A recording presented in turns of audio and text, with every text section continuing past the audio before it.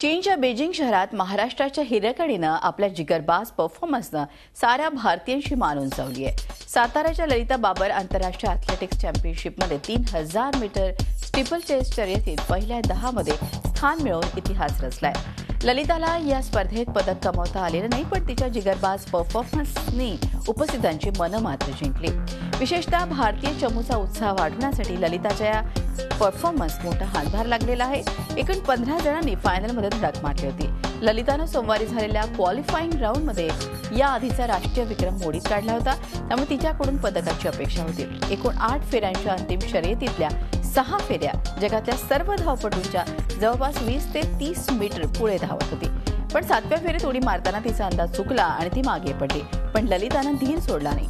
3000 मीटरचे steeple chess तिनं 9 मिनिटं 29 सेकंद आणि 64 मिली सेकंदामध्ये पूर्ण केली। आशियाई स्पर्धेची सुवर्णपदक विजेती धावपटू रॉड जेबेटला तिने या स्पर्धेत मागे टाकलं। भारताची आणखीन एक धावपटू टिंटू लुका या अंतिम फेरीत स्थान मिळवू शकली नव्हती, त्यामुळे भारतीय चमूत नाराजी होती। पण ललितानं आपल्या दमदार परफॉर्मन्सनं सगळ्या चमूला नवी उभारी दिल्याचं तिच्या कोचनं या शर्यतीनंतर म्हटलंय।